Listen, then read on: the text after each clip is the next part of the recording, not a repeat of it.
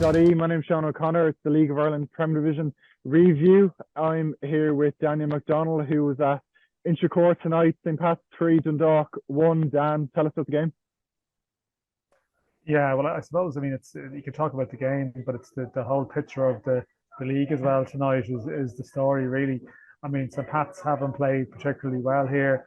They were much the weaker side in the first half. The Dundalk were very dominant, albeit without creating a huge amount of chances. Pats were very poor. 2 goals after half time. Tommy Lonigan, the director, took the second one brilliantly. The first one was probably poor goalkeeping and defending. And long story short, they've won the game 3-1. Mason Melia, 16 years old on his birthday, winning the penalty and scoring it. But the bottom line is, the way things have gone elsewhere, if St. Pat's win on Monday night against Drogheda, they move 3 points within top spot. Which is weird. Like at halftime, we wouldn't have been talking about this team as a title contenders, but they do have a chance on points to be in that discussion if they do their job on Monday.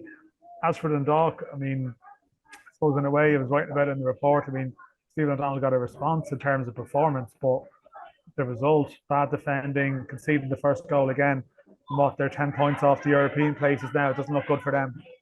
I know it's no longer after the game. There's no chance of another long wait at Richmond Park tonight again after last time.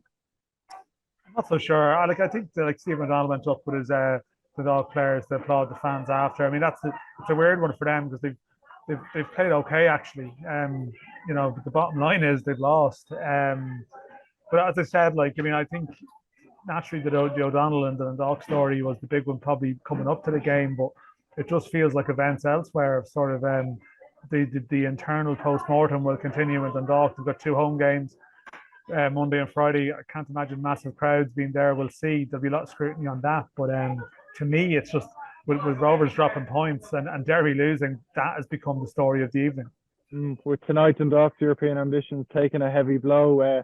One club's European ambitions, which had a big boost, was Shelbourne. I was here at Tolka Park tonight. They defeat a hard-fought 2-1 win over Cork City. Jack Moylan and Will Jarvis getting on the score sheet in the first half, either side of Rory Keaton's penalty. And there wasn't too much to write home about in the second half at all. I suppose for Shells, it leaves them. They jump up to 4th. They're now 4 points off St. Pat's in 3rd. And for Cork, they another really damaging defeat after Sligo's big win against Derry. As you said, Cork are now 9 points off 8th and firmly staring down the barrel of the relegation playoff. Yeah, no, I think in some respects, and I know you're at Shells, and that's obviously a significant result for Shells, and there's no doubt that they're flying. They play Bows on Monday, and with Bows dropping points tonight, that's obviously a significant game in the European picture. But to me, that Sligo Rovers Derry game is the story of the night. Unbelievable. And aside from the fact the Rovers dropping points, for Shamrock Rovers dropping points, obviously, but Derry City, they failed the test again. They probably would never have imagined the Shamrock Rovers would drop points tonight, and yet Derry just have not taken the opportunity, and they keep failing those tests. And that's why you don't win the league. And Sligo Rovers, by coming back, sort of killing Cork City a bit, really. And that issue looks like it could be resolved quicker than you might have expected with the way that things have gone.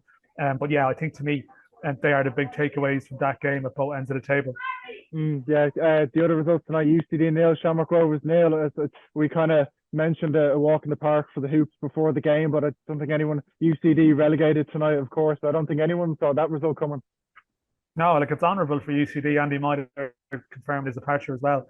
And I must mention as well, Galway have confirmed the promotion. There's no great suspense about that, but they've done it. But yeah, as I said, it's a weird one for Rovers. I felt like someone big would drop points against UCD, and it turns out that it's them, and that they're still getting the point at the top of the table technically. Although, as I said, Pats are sort of coming into the picture if they win on Monday, and they do host Shamrock Rovers the second last day of the season. So it's it sort of sums up the season tonight. There's no team is particularly consistent or brilliant, and I think at key points in the games against probably their rivals, Shamrock Rovers have stepped up. They probably dropped points against teams lower down this year that they wouldn't normally have done so, but no one else has really been good enough to punish them for it. Yeah, they've been here, they've done it, they know what it takes, and they're just a few games away from a 4th successive league title. Dan, just very briefly, Drogheda 0, Bohemians Neil, Bohemians dropping 2 points in their European ambitions, but of course they're in the cup as well. Yeah, like I mean, a decent point for Drogheda. They probably felt like they're probably due a result against Bows this year. And yeah, I think for Bows, I mean, they play Shells on Monday, which in the context of the league is just a bit of a pressure game for them. They do have the cup. They'll be very excited about the possibilities there. But just they need to really step on in the league. And with Pats winning tonight, like the top three picture for Bows is complicated. So on Monday, that sets up a proper game at Dalymount. And lastly, just very briefly, Galway United, big win tonight, and they're back in the Premier Division for next year. Great to have them back in the top tier. Yeah, badly needed to have them back, I think, and they can have a free run at the cup semi-final now. And yeah, great energy around the club, it would seem, and good to have them back. Great stuff. Cheers, Dan. Talk to you soon. Thank you.